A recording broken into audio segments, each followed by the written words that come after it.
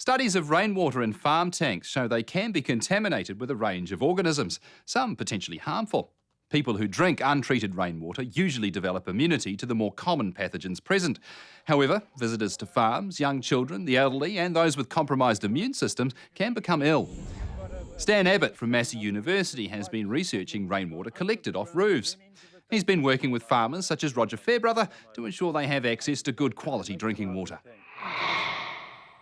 We're on top of a hill, so it's always a problem on top of a hill, and there was a spring that fed the supply here years ago. It was always a bit dodgy with water quality, and or very dodgy. And there was several times when people did get ill from sort of, some gastro-y thing. And so I decided to, there was a tree just over here, big tree. We decided to cut that down so there's no debris coming onto the roof, and there's no trees within about 80 metres of the building. It's 600 square metres, the wool shed with the covered yards. We've got 5 tanks. It's all interconnected to give us good fresh water. The biggest problem here probably is, as you can see out in the distance, is all these pine trees, and the Namu forest is just to the south, and we get the pollen on the roof. Right. It's performed pretty much flawlessly since Stan came in 2006. We've had absolutely really no troubles at all. Right, Roger, so what we'd like is a tank water sample, halfway down the tank.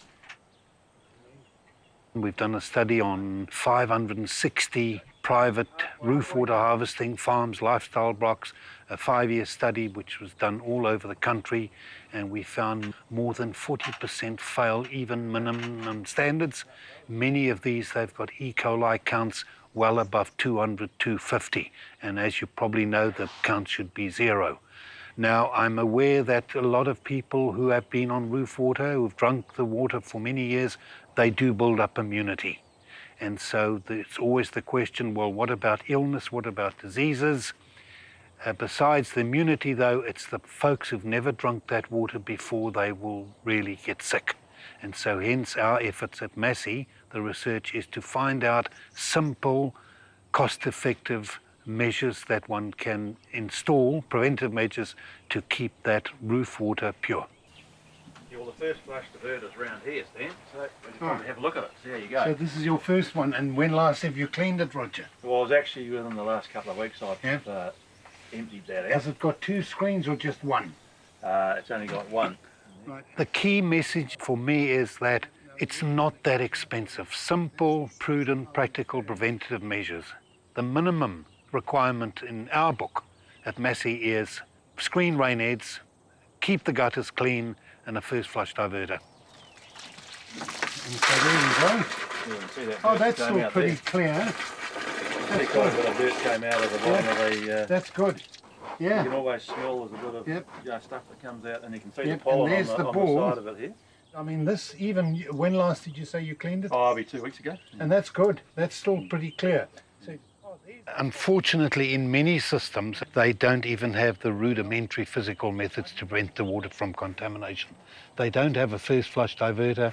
The tank inlet is near the top of the tank, inside the tank, or it's halfway down. The problem with that is if the tank is half full and you get a lot of rainfall, that'll disturb the sediment at the bottom. And one of the simple ways to prevent that is to have a calmed inlet pipe, which I'm showing here. The beauty of this calmed inlet, it's a U-bend, that you're getting minimal disturbance of that water. Using that in conjunction with a floating valve outtake.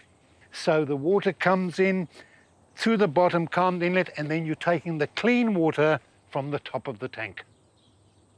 This is another device which sits inside the tank. This is just a model I've done which shows it's going to stormwater. But this pipe then, this is your overflow pipe.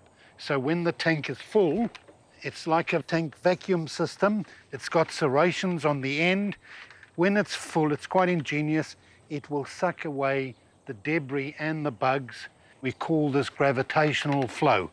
When the water level rises in the tank above the little hole, it blocks it off and you get a siphonic effect.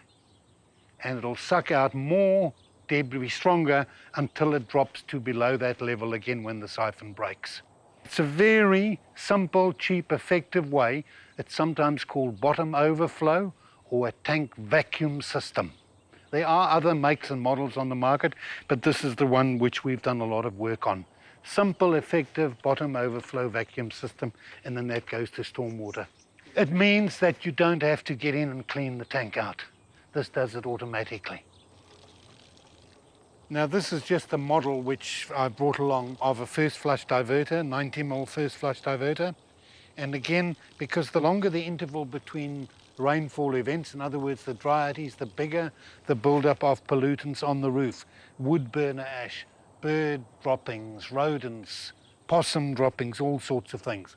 And so you don't want that going into your tank, so that you get your rain, and then that contaminated rainfall, instead of going into the tank, will go into your first flush diverter too, which has got the 2 screens and the ball. The water's dirty because it's coming off that roof, and so slowly the ball rises, and eventually once the water hits, the ball hits, there's a little seat there, it's called a ball seat. It will then block off, and then only with the clean water go into your tank. And we say the bigger these first flush diverters, the better.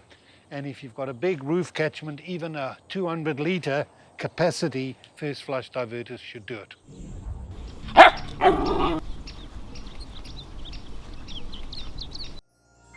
This program was made with funding from New Zealand On Air.